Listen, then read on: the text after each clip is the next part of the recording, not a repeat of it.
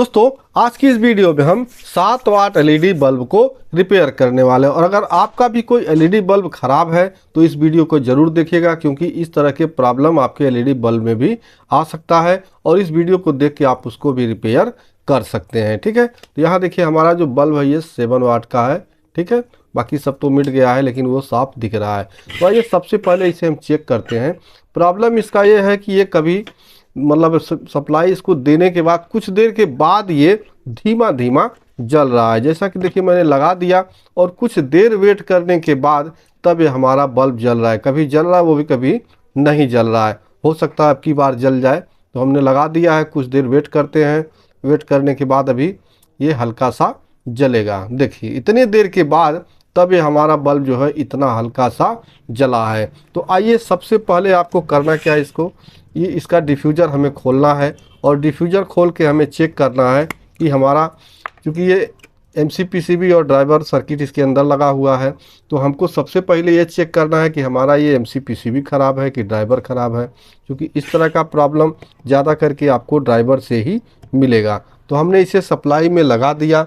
अब मल्टीमीटर से सबसे पहले इसका वोल्टेज हम चेक करेंगे। तो यहाँ देखिए मल्टीमीटर लेके और इसे हम रख लेंगे डीसी 200 वोल्ट के रेंज में। ठीक, तो अब आइए इसके जो चूँकि चमक से तो शायद आपको दिख रहा होगा, हाँ दिख रहा है, ये माइनस पॉइंट है, ये प्लस है। तो यहाँ पे देखिए यहाँ लगाने के बाद हमारा मल्टीमीटर जो बता रहा है 47 वोल्ट यहाँ पे आ रहा है, जबकि कम है। ठीक, तो इतना कम पे हमारा एलईडी बल्ब बिल्कुल नहीं जलेगा अच्छी तरीके से। तो अब हमें करना क्या है, प्रॉब्लम हमको पता लग गया कि इसमें प्रॉब्लम हमारा एमसीपीसीबी का नहीं, इसके ड्राइवर सर्किट का है। तो ड्राइवर सर्किट को रिपेयर करने के लिए हमें इसे खोल के इसका सर्किट बाहर निकालना होगा। तो सबसे पहले इसका सोल्डर यहाँ से हटाएंगे। ठीक है, तो सोल्डर हटाने के लिए थोड़ा सा आपको हैवी आयरन की ज़रूरत होती है, यानी आपका 30 वाट का हो, 60 वाट का हो आयरन, इस तरह का आयरन हो, उससे आप इसको अच्छी तरीके से देखिए यहाँ से इसका सोल्डर हटा पाएंगे कि इस तरह से यहाँ पे इसको पूरे अच्छी तरह के हिट करिए और यहाँ ठोक दीजिए इस तरह से। तो देखिए यहाँ पे पीछे सोल्डर हमारा इसका हट चुका है। ठीक है, ठीक इसी तरह से दूसरे वाले को भी हम यहाँ से अच्छी तरीके से हीट करेंगे और हीट करने के बाद इसको हम यहाँ पे ऐसे ठोक देंगे और ठोक देने के बाद सारे सोल्डर गिर जाएंगे और ये हमारा पिन जो है वो फ्रेश हो जाएगा। देखिए ठीक है, यहाँ पे दोनों पिनें हमारी फ्रेश हो चुकी हैं। अब हमें क्या है, सामने का हमारा जो ये टिक्की है यानी हीट सिंक है, इस हीट सिंक को यहाँ से निकालना होगा। तो काफ़ी बल्बों में ये हीट सिंक जल्दी निकलता नहीं है, कोशिश हम भी करते हैं इस तरह से निकालने का। अगर ऐसे नहीं निकलता है तो फिर यहाँ से कोई पेचकस वगैरह डाल के यहाँ से निकालना होता है। अगर वहाँ से भी नहीं निकलता है तो फिर पीछे से हमारा जो डिवाइस कैप है इसको ठोक के निकाल देंगे, उसके बाद ये हीट सिंक हमारा निकलेगा। पीछे से ठोक के निकालना होता है। तो हम कोशिश करते हैं पहले कि शायद इसी तरह से निकल जाए तो हमारा डिवाइस कैप ढीला नहीं होगा। ठीक है, तो हम अच्छे तरीके से निकाल लेते हैं इसको। तो काफ़ी मेहनत के बाद जब ये ऐसे नहीं निकला तो फिर हम इसको यहाँ देखिए थोड़ा सा इसको बैठा के अंदर और इसको फिर हम यहाँ से निकालें। ठीक, बाकी निकल तो गया। निकल जाने के बाद अब अपने ड्राइवर सर्किट को हम यहाँ से निकाल लेंगे। तो ड्राइवर सर्किट भाई थोड़ा जाम रहता है, इसके लिए हमें करना ये होगा, यहाँ से वायर को हम हटा लेंगे। चूँकि वहाँ हाथ नहीं हमारा पा रहा है इसलिए वहाँ से हम उसको ज़्यादा प्रेशर नहीं दे पाएंगे। ठीक है, तो वायर यहाँ से हटा लेते हैं और वायर हटा के फिर हम अपने ड्राइवर सर्किट को बाहर निकालेंगे। अगर आपको भी इस तरह दिक्कत होता है तो यहाँ से वायर हटा लेंगे, ये टिक्की आपका अलग हो जाएगा। ठीक, अलग हो जाने के बाद अब इसको आप यहाँ से खींच सकते हैं, देखिए इस तरह से। ठीक, अब ये निकल गया। अब दोस्तों ऐसे में हमारा प्रॉब्लम जो होता है देखिए कई चीज़ों से होता है। अब एक चीज़ और जान लीजिए, यहाँ पे जब आपका कोई लो वोल्टेज या आपका इस तरह कोई प्रॉब्लम होता है तो यहाँ इतनी चीज़ें आपके बिल्कुल ओके होती हैं। जैसे कि आपका रेजिस्टेंस हो गया दोनों, यहाँ ब्रिज रेक्टिफायर हो गया, आपका ये जो एमओबी लगा है, ये कैपेसिटर अगर आपको खुला हुआ नज़र आ रहा है तो कैपेसिटर बदल दीजिए। लेकिन यहाँ इतने पार्ट आपको, ये कॉइल हो गया, ये इतना चीज़ आपका एकदम बिल्कुल ओके है, इसमें कोई ख़राबी नहीं है। अब खराबी जो होता है यहाँ से इधर होता है। तो इधर में आपका प्रॉब्लम कई चीज़ से हो सकता है। अगर ये कैपेसिटर ख़राब है तो कैपेसिटर बदल सकते हैं, नहीं तो फिर आपका जो देखिए एक ट्रांसफार्मर की तरह से ये कॉइल है, ये भी एक लाइन कॉइल ही है, ठीक है। ये कॉइल ख़राब हो सकता है, या फिर आईसी ख़राब हो सकता है, या फिर आपका ये एक कोई कैपेसिटर ख़राब हो सकता है। तो हम ऐसे इसको बदल के ही इसको चेक करेंगे, ठीक है। तो जैसा कि यहाँ सबसे पहले हम ड्राइवर को चेक कर लेंगे कि ड्राइवर हमारा कंटिन्यूटी दे रहा है या नहीं दे रहा है। तो इसके लिए मल्टीमीटर बजर मोड में सेट करना है।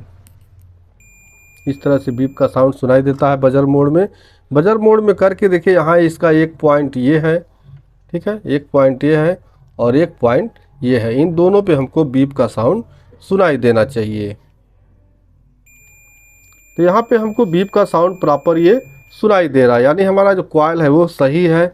अब हमें करना क्या है, लो वोल्टेज में सबसे पहला काम जो करना होता है, इस कैपेसिटर को आपको बदल देना, यानी C5 कैपेसिटर है, इस कैपेसिटर को हमको चेंज करके देख लेना है, ठीक है। तो यहाँ देखिए, हम इसको इस तरह से यहाँ से निकाल लेते हैं और सेम नंबर का कोई दूसरा कैपेसिटर यहाँ पे हम सेम तरह से, यानी 2.2 UF 50 वोल्ट है, तो 2.2 UF 63 वोल्ट 50 वोल्ट, इस तरह से यहाँ पे कैपेसिटर लगा के हमको चेक करना होगा। तो मैं दूसरा कैपेसिटर यहाँ पे लगाता हूँ, और लगाते वक्त आपको एक चीज़ का ध्यान रखना है कि यहाँ देखिए, नेगेटिव पॉजिटिव के लिए यहाँ जो ब्लैक साइड होता है नेगेटिव होता है, इधर का पॉजिटिव होता है। ठीक इसी तरह से कैपेसिटर भी जब आप लेंगे तो ये देखिए, नेगेटिव साइड आपका ब्लैक और रहेगा और ये आपका प्लस है, तो ये इस साइड में रहेगा। इस तरह से आपको यहाँ पे डाल के चेक करना है, ठीक है। तो यहाँ लगा के मैं इसको सोल्डरिंग कर देता हूँ। यहाँ पे हमने सोल्डरिंग कर दिया। सोल्डरिंग कर देने के बाद अब बाहर ही इसको हम चेक करेंगे, लेकिन चेक करने के लिए क्या है, अब आइए इसका जो MCPCB है इसके साथ इसको हम कनेक्ट कर देंगे, ठीक है। तो यहाँ पे देखिए, माइनस इस साइड में है, प्लस इस साइड में है, तो हम इसको यहाँ पे कनेक्ट कर देंगे। चूँकि बार बार मल्टीमीटर से चेक करना नहीं, ठीक है, हम इस पर डायरेक्ट लगा देंगे तो इसका कोई भी जो वोल्टेज लो होगा हाई होगा यहीं से पता चल जाएगा। आप मल्टीमीटर से भी चेक कर सकते हैं, लेकिन उससे एक्यूरेट आपको इसके लोड का पता नहीं चलेगा। तो यहाँ हमने MCPCB को इसके साथ कनेक्ट कर दिया। अब इस पे सप्लाई देने के लिए कोई एक सीरीज लाइन से हम एक वायर लेंगे और वायर लेके हम इसको यहाँ पे सोल्ड कर लेंगे। जैसा कि ये हमारे पास वायर है प्लग लगा हुआ, तो इसको हम दोनों रेजिस्टेंस के ऊपर सोल्ड कर लेंगे।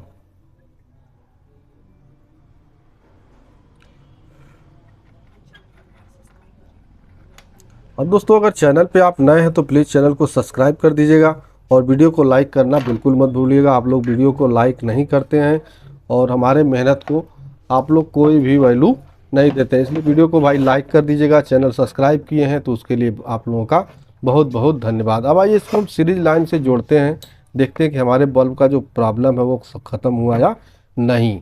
तो दोस्तों, यहाँ बिल्कुल हमारे बल्ब का जो प्रॉब्लम था वो ख़त्म हो गया है, यानी कि मात्र एक कंपोनेंट, ये देख सकते हैं, कंपोनेंट आपको बाहर से देखने में ख़राब भी नज़र नहीं आ रहा है। देखिए इस तरह से कहीं से फूला उला नहीं है, इस साइड में भी बिल्कुल ओके है।